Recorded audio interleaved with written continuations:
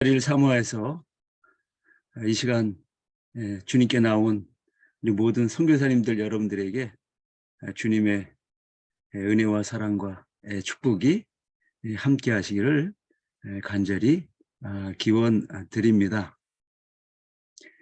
우리 그리스도인들에게 가장 많이 사용하는 용어 가운데 하나가 은혜라고 하는 그러한 단어일 것입니다. 우리 그 은혜라는 그 노래가 있습니다. 모든 것이 은혜, 은혜, 한없는 은혜, 내 삶에 당연한 것 하나도 없었던 것을 모든 것이 은혜, 은혜였소.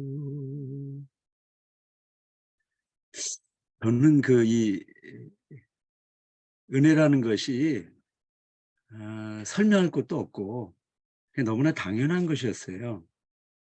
왜냐하면 제가 주님을 알기도 전에 미국 선교사님께서 저에게 학비를 대주시면서 저는 이제 공부를 했고 그 은혜를 나중에 알고 이제 예수를 믿게 됐는데, 그렇게 해서 작년 8월까지 50년 동안 그냥 하나님의 그냥 은혜 속에 살았습니다. 그런데 하나님께서 이제 은혜는 당연한 것이 아니다. 그것을 시험하려고, 연단하려고 하나님께서 작년 6월부터 지난달 말까지 8개월 동안 저를 시험이라 할까요? 뭐 연단이라 할까요? 그런 시절을 제가 보냈습니다. 그 얘기는 이제 이런 겁니다. 작년 6월 말경에 여름 성경학교를 앞두고 이틀 앞두고 제 아들이 이제 이 전도사로 있던 그 교회에서 돌연 사임을 하게 됐습니다. 그 사임의 이윤즉슨 심한 우울증 때문이었습니다. 눈이 돌아가고 손을 부들부들 떨면서 단 하루도 더 이상 사역을 할 수 없는 그 지경에 빠지면서 의사 선생님이 더 이상 사역을 할 수 없으니까 당장 교회를 사임하라는 겁니다. 그래서 제 아들이 교회를 사임하게 됐습니다. 그러니 교회적으로는 얼마나 충격이겠습니까? 그리고 저 자신도 이러한 일이 있을 때까지 아무것도 몰랐다라고 하는 저 자신에 대한 자책감 때문에 저도 엄청 괴로웠고, 제 안에는 모든 것이 무너지는 것 같은 그러한 시간을 갖게 되었습니다. 제 아들이 어떤 아들인가 하니 중국에서 선교사 할 때에 같이 있으면서 이제 선교사 자녀이기 때문에 대학을 한동대로 가게 됐습니다. 그래서 이제 경영학을 전공하게 되었습니다. 근데 이 아들이 이제 2학년 마치고 군대를 갔다가 3학년에 이제 복학하고 이제 3학년 가을 이후에 저에게 이런 말을 하는 겁니다. 아빠, 나 신학을 할 거야. 그런 말 하길래 제가 엄청 정말 기쁘면서 이 아들이 드디어 이제 아빠의 길을 따라서 이 신학길을 가게 된 것을 하나님께 정말 감사를 했습니다. 그리고 이제 대학을 졸업하기 바로 직전에 장신대 신대원 MDB 시험을 쳐서 합격을 했습니다. 그런데 그냥 합격한 게 아니라 수석으로 합격을 했습니다. 그리고 이제 2년을 마칠 때에 학교에서 많은 그 경쟁이 있었는데 이제 교환학생으로 이제 선발이 돼 가지고 미국 리치몬드 장로 신학대학에 1년간 이제 교환학생으로 다녀왔습니다. 그 어간에 이제 코로나 때문에 한 2달 앞서서 이제 돌아오게 되었습니다. 그러면서 전에 있던 이 교회에서 다시 오라고 했지만은 더 어려운 교회를 가겠다 해가지고 이 덕산동에 있는 한 교회에 이제 준전임으로 이렇게 가게 되었습니다. 그리고 이제 재작년 10월에 이 결혼을 했는데 2억 전세에 은행에 1억 8천에 대출을 받아가지고 결혼 생활을 이제 시작을 하게 됩니다.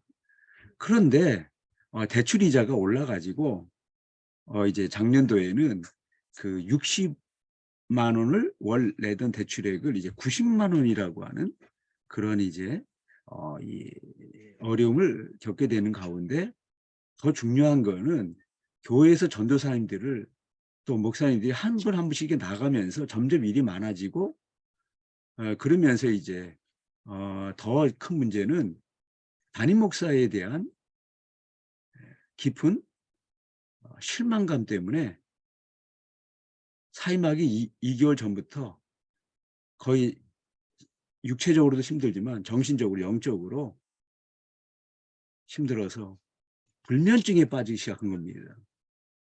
근데 그거를 아무 얘기도 얘기하지 않겠다가 심한 우울증으로 인해 가지고 이제 우울증 약을 먹지 않으면 안 될 정도의 그 어려움 속에 빠졌던 겁니다. 그래서 이제 교회를 이제 사임하고 우울증 약을 이제 먹으면서 1달, 2달을 지내는데 제 아내가 가정을 가진 이 가장이 이렇게 막연하게 키워서 되겠느냐 해가지고 서울시에서 하는 4개월짜리 장애인 활동 지원사 면접을 보라 그래가지고 거기서 면접이 돼가지고 이제 아르바이트를 하게 됩니다. 그 사이에 이제 여러 교회에서 와서 다시 사역을 하라고 했지만은 자기는 도저히 할 수 없다고. 그래서 이제 세월을 이렇게 보내고 있는데 11월 중순경에 갑자기 아랍에미레이트 두바이 한인교회에서 면접을 보라는 겁니다. 그래서 아들이 그래 한번 그 면접을 보자 그러면서 자기의 이 모든 모습을 솔직하게 이 얘기를 했습니다. 그럼에도 불구하고 오라는 겁니다. 그래서 이제 고민하다가 어떻게 할까? 내린 결론은 한국에서는 답이 없다. 그래가지고 두바이 한인교회로 이제 가기로 작정을 하고 성탄절 5일 전인 12월 21일에 오라 그래가지고 이제 모든 걸 정리하고 두바이 한인교회로 가게 되었습니다. 그리고 이제 성탄절 행사를 끝나자마자 총회에서 하는 영국 버밍햄 선교사 훈련대회를 참석하게 되었습니다.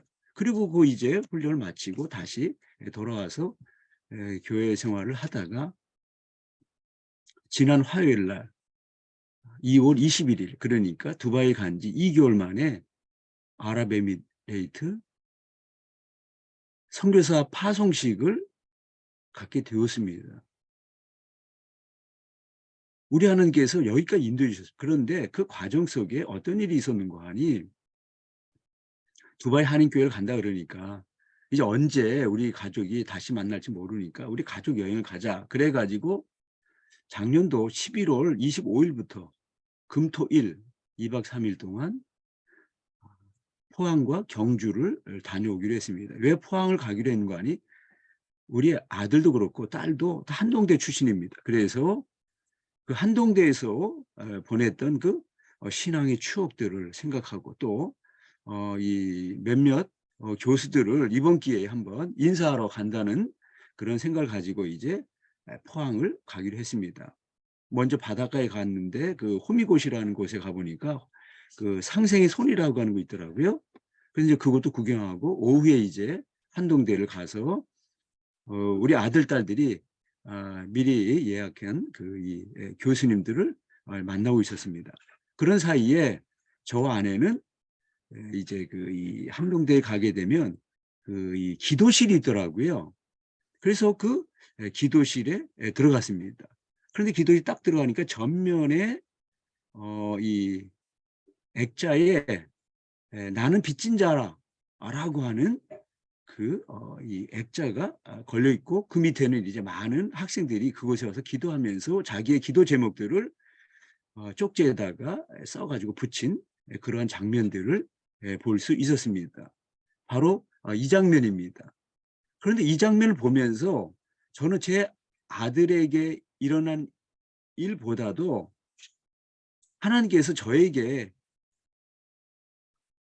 엄청나게 중요한 메시지를 지금 주고 있다라는 생각을 했습니다. 그것은 뭔가 하니, 저는 그야말로 일생 동안 주님께서 나에게 베풀어 준 그 은혜와 사랑을 생각하면 평생 제가 달려도 그 빚을 다 갚을 수 없는 그러한 엄청난 빚쟁이다라고 하는 생각을 하면 제가 여기서 큰 은혜를 받고 그리고 이제 오게 됩니다. 그런데 제 아내가 이제 제가 그때 아들에 대해서 어떤 생각을 가졌느냐라고 하는 얘기를 하게 되면 "당신은 어떻게 이렇게 냉정하냐?"라고 말할 수 있을지 모르겠지만은, 제가 이런 생각을 했습니다. 제가 중국 선교사로 있을 때에 창세기 1장 1절부터 창세기의 마지막 50장 26절까지 매주 주일날 이제 설교를 하면서 2년 8개월 동안 118차례에 걸쳐서 창세기 강의 설교를 했습니다. 그 가운데 날짜를 보니까 2010년 12월 12일 날 제가 창세기 22장 1절로 14절 가지고 아브라함이 이삭을 번제로 바치는 그 본문을 가지고 제목은 차원이 다른 믿음, 그리고 부제로 본래 내 것은 없다라고 하는 제목을 가지고 설교한 적이 있습니다. 우리가 잘 알다시피 창세기 22장에 나오는 아브라함 이삭을 바치는 그 사건은 아브라함을 시험했습니다. 그리고 시험에 아브라함이 통과했습니다. 그래서 이제 아브라함은 믿음의 조상이라고 하는 그러한 이름에 걸맞는 사람이 되었던 거죠. 그런데 아무리 생각해 봐도 그것은 인간적인 생각, 이성적인 생각으로는 도저히 납득하지 않는 그러한 하나님의 명령이었죠. 내 사랑하는 아들 독자 이삭을 3일길 가서 모리아 산에 가서 바치라. 근데 그 아들은 어떤 아들입니까? 하나님께서 25년 만에 아브라함이 준 후손입니다. 약속의 후손입니다. 그런데 그 아들을 갖다가 바친다라고 하는 것은 미래가 없어지는 겁니다. 그럼 하나님의 약속은 멈춰질 수밖에 없는 거죠. 그런데 아버지가 어떻게 사랑하는 아들을 갖다가 죽여서 번제로 바칠 수 있냐라는 거죠. 이건 도덕 윤리적으로 있을 수 없는 얘기죠. 그러니까 아브라함이 그 얘기를 하나님의 말씀으로 들었을 때에는 '내가 잘못 들은 게 아닌가?' 밤새 고민했을 것입니다.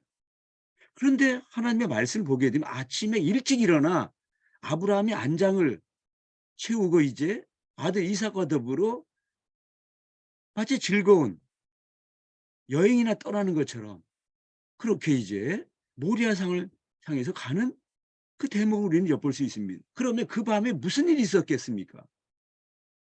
그 밤에 아브라함에 있어서 엄청난 신앙의 깨달음이 있었다는 겁니다.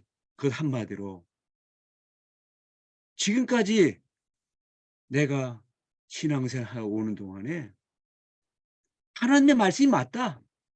그것이 내 인간적인 생각으로 이성적으로는 납득할 수 없는, 이해할 수 없는 그러한 명령이라 하더라도 돌이켜 보니까 어떤 하나님의 말씀도 그 말이 맞다라는 것을 깨닫게 된다는 거죠. 그러면 하나님께서 나에게 어떤 명령을 하든지 그 명령을 단지 순종할 수가 없다라는 것을 깨닫게 됩니다. 그러면서 그의 마음속에 든 생각은 이런 겁니다. 아들 이삭을 얻고 난 이후에 너무 기뻤습니다. 하나님께 주신 그 선물을 받는 순간부터 시작해서 나이 15살 때까지 그는 이삭을 붙잡고 어쩔 수 없이 그냥 좋아서 견딜 수 없는 그 기쁨의 나날을 보냈습니다. 그런데 그날 밤에 깨달은 것이 있습니다. 선물을 기뻐했는데 그 선물을 준 하나님을 그동안 잊고 있었다는 겁니다. 그러니까 하나님께서 너는 그 선물을 기뻐하지만 선물을 준 나를 너는 잊고 있지 않느냐. 그렇다면 그 아들을 내가 다시 가져가겠다. 내 것을 돌려달라는 겁니다.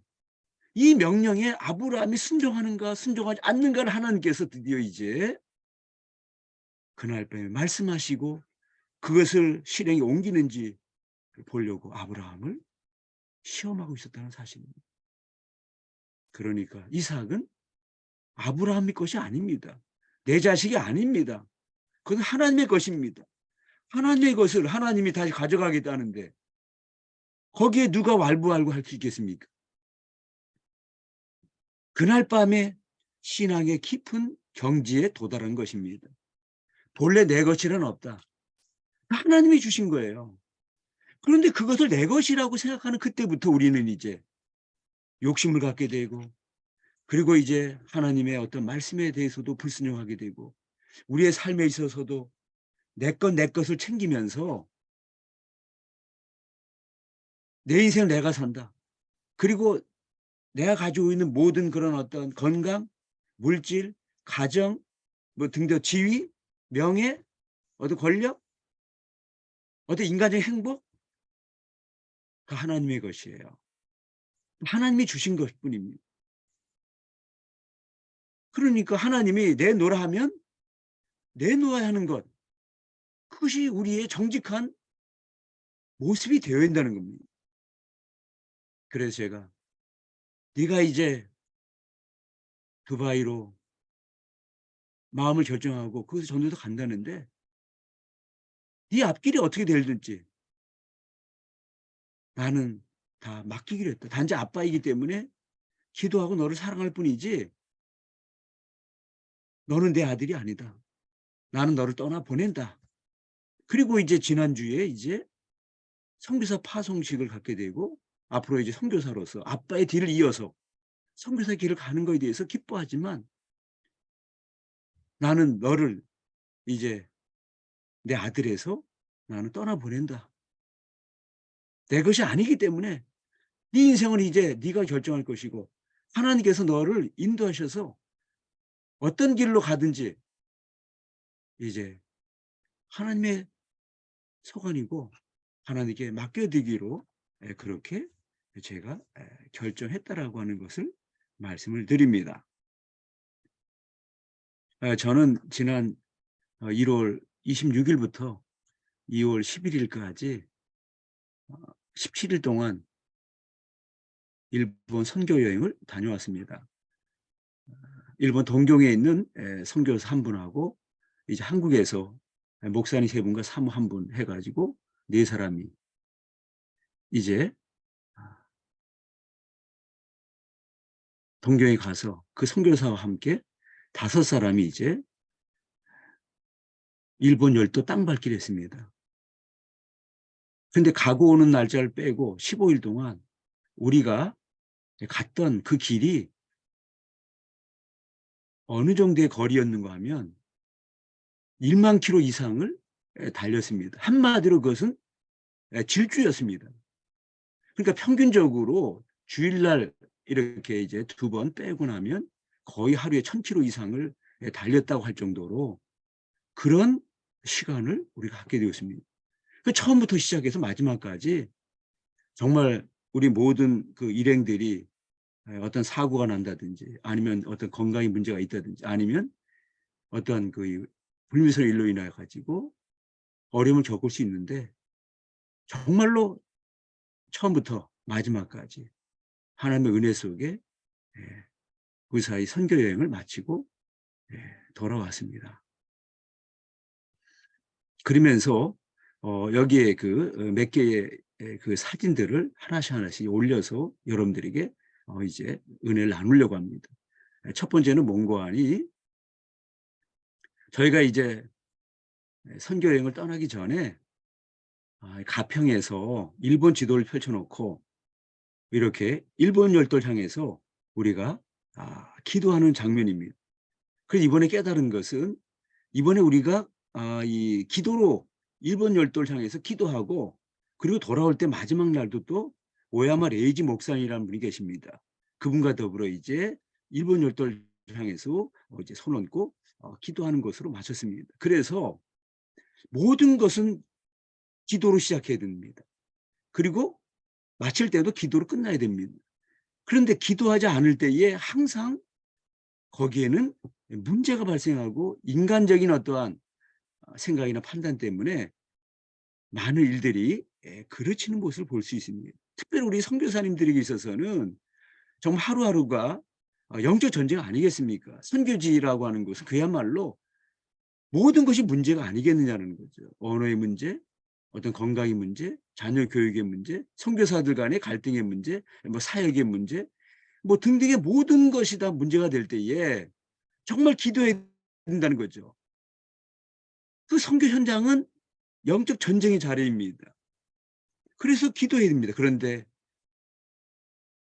어떤 때는 우리 한국에서 목회하는 분들은 다 이제 주변에서 이 성도들이 다 보고 있기 때문에 또 목사님이나 주변에 어떠한 그 이 동료 목사님 다 보고 있기 때문에 함부로 행동할 수도 없고 함부로 생활할 수도 없는, 그런데 선교사님들은 어쩌면 한국을 떠나 가지고 아무도 우리의 모습을 보지 않기 때문에 어쩌면 영성에 있어서 굉장히 많은 어려움을 겪을 수가 있습니다. 남이 안 보이기 때문에 보이지 않는 어떤 원치 않는 일들을 우리가 행할 때도 있고, 매일같이 하나님 말씀과 기도로 무장하지 않으면 영성에 큰 문제가 생기는, 그래서 그 귀한 선교적인 사명을 안고 조국을 떠나서 내가 받은 이 복음을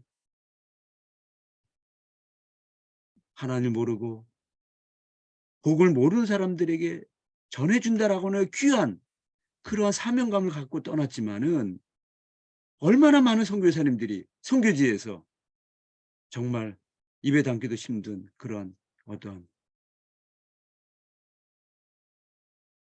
좋지 않은 모습들을 우리는 너무나도 많은 것들을 우리 경험하지 않습니까? 기도해야 된다는 것. 그래서 이제 기도로 시작했습니다. 그리고 이제 우리가 동경에서 시작돼 가지고 신칸센을 타고 이제 남쪽에 있는 큐슈 지방에 갔습니다. 거기에는 이제 기독교 역사상 일본에서 가장 큰 핍박이 있었던 캐톨릭 박해지입니다. 그 한 장면을 한번 보여주겠습니다. 사진을 보면 큐슈의 그 나가사키라는 것은 이 캐톨릭의 지금 성지로 알려져 있습니다. 그중에 이제 가장 중요한 이 선교지가 바로 여기 니시자카라고 하는 언덕에 있는 26 성인 순교 기념비입니다. 도요토미 히데요시가 임진왜란 당시에 1598년에 이제 캐톨릭이 굉장히 빨리 확산되는 것을 두려워한 나머지 일본인과 사제들을 갖다가 붙잡아 가지고 이제 처형하는, 그래서 신부와 사제 6명과 일본인 20명 해서 28사람이 이곳에서 이제 순교를 하게 됩니다. 그런데 자세히 보게 되면 3명의 어린아이가 있습니다. 그 3명의 어린아이는 12살 전후로 한 그 어린아이인데 그 당국에서 "너희들 집으로 가라. 너희들은 예수를 부인하면 살려줄 테니까 그냥 가라고 했지만 이 12살 소년들이 뭐라고 말하는 거 아니 "우리는 아버지를 따라가겠습니다. 그리고 내가 믿고 있는 신앙은 죽어도 영원히 살기 때문에 나는 사는 길이 아니라 죽는 길을 선택하겠습니다." 해 가지고 부모 따라서 신부 따라서 같이 죽었던 사람들입니다. 그런데 그 모습들을 가만히 보게 되면 전부 다 두 손을 모으고 시선을 하늘로 향하는 모습을 보고 있습니다. 무엇을 말하는 거 아니? 땅이 아니라 하늘을 보고 사는 사람, 그리고 하늘에 소망을 두는 사람, 그 사람은 이 세상 것에 대한 가치를 다 물리치고 처음부터 그냥 제가 기도 안 할 때는 버리고 자기 맞아요. 목숨을 네. 버리면서도 그래서 순교를 선택하는 그 모습을 우리가 보게 이렇게 됩니다. 그런데 신부는 시선을 갖다가 그리고 손을 이렇게 펼치면서 땅을 보고 있습니다. 자기들을 핍박하는 세상을 향해서 축복을 하면서 너희들도 우리들처럼 하늘에 소망을 두고 사는 그리스도인이 되기를 바라는 심정으로 그렇게 이제 땅을 보면서 손을 아래로 향하는 모습을 볼 수 있습니다. 그런데 26분 전부가 다 십자가에 달려있는 모습입니다. 공중에 떠있는 그런 모습을 보면서 이곳을 여행했던 모든 사람들이 다 감동을 받고 이후로는 이제 우리도 순교신앙으로 살아가겠다라고 하는 결단을 하는 곳이 바로 이곳이었다는 거죠. 이제 내가 살아도 주 위에 살고 이제 내가 죽어도 주 위에 죽네. 그러므로 나는 사나 죽으나 주님의 것이요 사나 죽으나 사나 죽으나 날 위해 죽으신 주님의 것이요 사나 죽으나 나는 주님의 것이고 이제 남은 생에는 순교신앙으로 살겠다고 다짐하는 자리였고 우리 다섯 일행이 그 결단을 하고 이제 남부 그 큐슈 지방부터 시작해서 저 가장 높은 홋카이도 그 일본 땅 끝까지 우리가 이제 정말로 질주하면서 그렇게 우리가 일본 땅 밟기를 했습니다. 그 다음 장면을 하나 또 보여주시죠. 그 다음에 우리가 어디를 갔는 거 아니? 중부 중부에 있는 니카타를 갔다가 거기는 이제 설국의 고향입니다. 그리고 이제 신칸센을 타고 그야말로 우리 한국에서는 참 보기 힘든 그러한 눈의 나라 설국을 보면서 홋카이도 북해도 그 이 삿포로 갔다가 거기서 또 3시간 또 달려가지고 미우라 아야코 빙점의 작가 그 미우라 아야코의 고향인 아사히 가와라고 하는 곳 거기에 이제 미우라 아야코 문학기념관이 있습니다. 그 앞에서 저희들이 이렇게 이제 사진을 찍었습니다. 미우라 아야코는 어떤 사람입니까? 그는 병상에 13년 동안 꼼짝 못하고 누워 있었던 그런 환자였습니다. 그런데 이제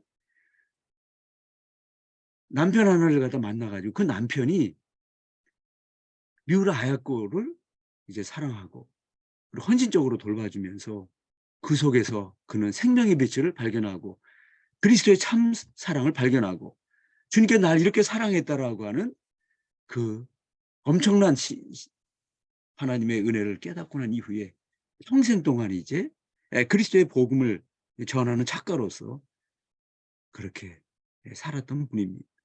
그리고 이제 100주년 그 미우라야코 탄생을 맞으면서 그곳에 갔다가 우리 또한 우리가 가지고 있는 모든 것들을 받은 은혜에 따라서 하나님께 온전히 드리는 그러한 삶 그리고 진정한 사랑은 정말로 주님의 그 아가페 사랑이라고 하는 것을 그곳에서 이제 깨닫고 오게 됩니다. 그러면서 이제 저희가 오기 바로 직전에 꼭 만나야 될 한 분이 계셨습니다. 그분이 누군가 하니 오야마 레이지라는 목사님이십니다. 이 목사님은 한국과 일본의 가교로서 가장 중요한 일본 그 목사님이십니다.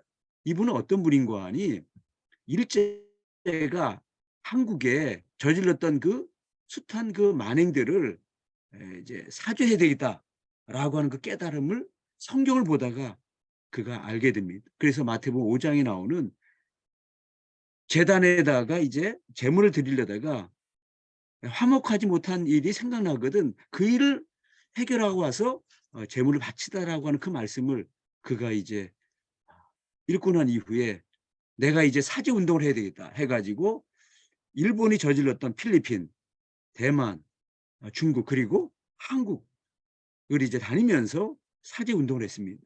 그 1967년에 그가 3.1 운동 때에 이제 제암리라고 하는 곳에서 일본인들이 교회 신도들을 모아놓고 이제 불을 지르고 그리고 학살했던 그러한 만행을 그가 이제 알고 난 이후에 일본에 가서 이제 후원금을 모아가지고 1,000행을 모았습니다.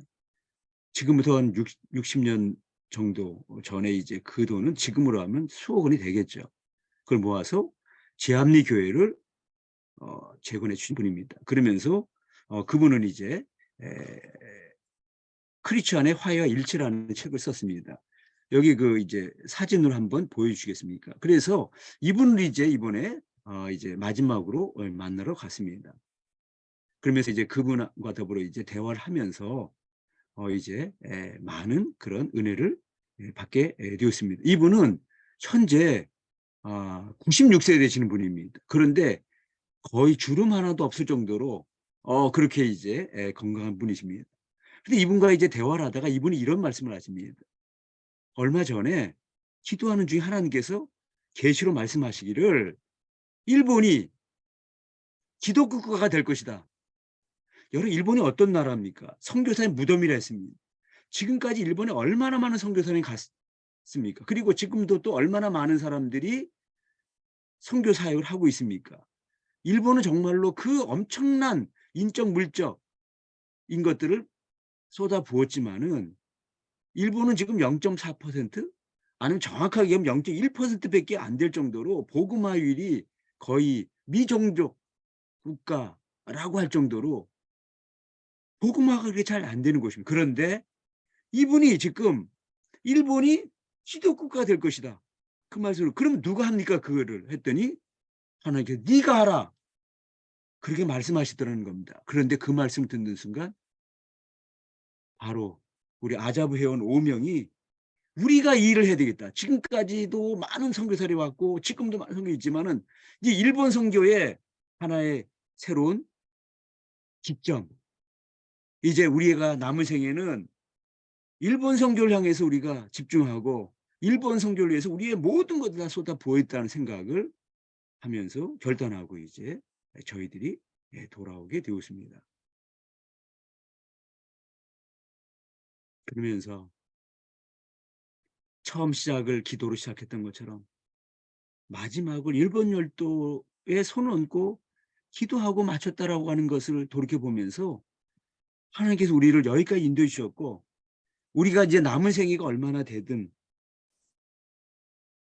우리는 우리의 가장 가까운 이웃에 이제 그리스도의 복음을 전한 거기에 헌신하기로 작정하고 우리가 돌아왔습니다.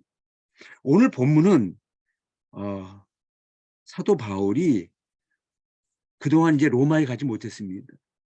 그러면서 로마에 있는 이전에 세웠던 교회를 향해서 편지를 쓰고 그리고 나서 이제 그가 예루살렘을 거쳐서 하나님께서 그를 다시 이후에 우리가 알다시피 로마로 가게 되지 않습니까?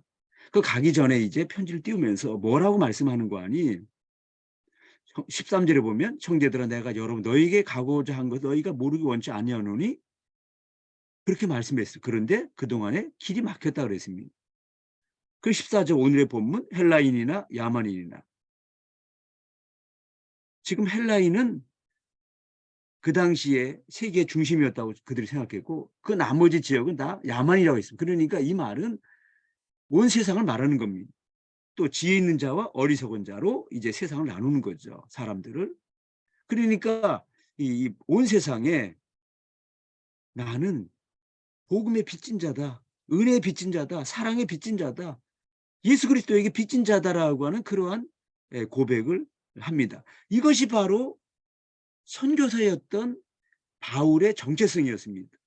우리가 알다시피 바울이라는 사람은 기독교 역사상 예수님을 제외한 가장 영향력을 행사한 한 사람이다. 우리가 이렇게 말할 수가 있습니다. 그는 성경에 사도 바울 서신해 가지고 13권이라는 책을 썼고 그 소아시아에 그 많은 교회를 세웠고 그가 복음을 증거함으로 인해 가지고 오늘 기독교가 세계적인 종교가 될 수 있었던 것도 그 바울의 헌신과 결단이 있었기 때문에 그리고 그의 순교의 결과였다고 우리는 말할 수 있다는 거죠. 그런데 그러한 바울이 그런 일을 기독교에 큰 영향력을 행해서 있었던 까닭은 다른 데 있는 것이 아니라 그는 빚진 자의 심정을 살았다는 거예요. 그래서 그 일생 동안 남선 북마 동분서주하면서 일생을 질주했던 일생이었다는 거죠. 그리고 마지막에 이제 순교로 끝나는 것, 그것이 선교사로서 그의 사명을 마쳤다라고 하는 그 일생이었다는 거죠. 그러면서 제가 이번에 그 짧은 기간 동안에 일본 열도를 그야말로 질주했습니다. 그러면서 제가 생각한 것은 나는 빚진 자다. 내가 일생 동안 질주하면서 인생을 산다 할지라도 주님께 받았던 그 은혜의 복음을 다 갚을 길이 없다. 그런 생각을 했습니다. 여러분 마태복음 18장 24절에 보면 예수님께서 천국을 결산할 때에 1만 달란트 빚진 자 하나에 대한 그 말씀을 하셨습니다. 1만 달란트가 어느 정도의 가치가 있는 거 아니 그 1달란트가 6천 데나리온입니다. 한 데나리온은 노동자 하루의 품삯입니다. 그러니까 한 달란트라고 하는 것은 노동자 20년의 그 품삯에 해당되는 겁니다. 그러면 그것을 만 배를 하게 되면 그 가치가 얼마냐 하면 하루의 품삯은 1만 5천 원이라고 하면 6조 원에 해당되는 거죠. 그것은 한 사람이 갚을 수 없습니다. 아니 돈을 많이 벌어가지고 6조 원을 우리가 빚을 탕감할 수도 있습니다. 그리고 그걸 갚을 수도 있습니다. 그런데 영원히 죽을 수밖에 없는 우리를 주님께서 사랑해서 아들 독생 예수를 이 세상에 보내주시고 십자가에 달리시고 그래서 우리의 죄를 사하시고 우리에게 영원한 생명을 주시고 부활하시고 다시 또 우리에게 오시겠다고 약속했던 그 주님의 하나님의 그 아가페 사랑, 은혜와 사랑을 생각하면 무엇으로 그걸 다 갚을 수 있겠냐는 거죠. 그러니까 지금부터는 정말 아무렇게나 살 수 없다. 일생을 빚진 자의 심정으로 질주하는 인생을 살아야 되겠다. 우리 선교사님들 지금 매일매일 어떻게 보면 진짜 몸을 돌보지 아니하고 헌신적으로 사역하는 우리 선교사님 볼 때 이 말씀이 오히려 그들에게 위로가 되느냐? 위로 안 될 수도 있습니다. 그런데 우리가 이 하나님의 말씀을 생각합니다. 사도 바울이 나는 나의 나 된 것은 하나님의 은혜로 된 것이 내가 하나님의 은혜를 헛되이 하지 않기 위해서 다른 사도보다 더 열심히 내가 달렸지만 이것은 내가 아니요 나와 함께 하신 하나님의 은혜였다라고 고린도전서 15장 10절에서 고백하는 그 고백은 사도 바울의 선교사로서의 정체성을 가장 적나라하게 보여주는 말씀이 아닌가 하는 생각을 가져보게 됩니다. 이제 저도 그렇고 우리 이 시간 말씀을 듣는 이 자리에 함께 하신 모든 선교사님 우리 주님 앞에서 나는 빚진 자다. 그 심정을 가지고 일생을 질주하면서 그 빚을 갚겠다라고 하는 그 마음을 가지고 주어진 하나님께서 선교적 사명을 잘 감당하는 여러분이 되시기를 주님의 이름으로 축원드립니다. 기도하시겠습니다. 지금도 살아계셔서 우리들을 품고 우리들의 갈 길을 아시는 하나님 아버지 감사합니다. 그 많은 사람들 가운데 저희들 하나님의 자녀 삼으시고 특별히 주의 종 삼아서 또 뜻이 계셔서 선교사로 부르신 하나님의 놀라운 은혜와 사랑과 축복을 감사를 드립니다. 하나님 아버지, 우리가 결단했던 그 선교 현장에서 수없이 많은 여러 가지 어려움들을 겪으면서 오늘도 선교 사역을 하고 있는 우리 선교사님들 한 분 한 분을 축복해 주시고 붙들어 주시고 저들과 함께 해 주시며 오늘 말씀하신 이 사도 바울의 말씀을 붙잡고 일생을 빚진 자로 질주하는 인생을 살아가는 모든 우리 선교사님 되도록 인도해 주시고 저들에게 복의 복을 더하여 주셔서 그 선교적인 사명을 다 잘 감당하고 마지막 때에는 잘하였다 충성된 종아라고 하는 그 하나님의 말씀을 듣는 사랑하는 모든 우리 선교사님 되도록 인도하여 주옵소서. 이 시간 주신 말씀에 감사하고 우리 주 예수 그리스도 이름으로 기도드립니다. 아멘. 아멘.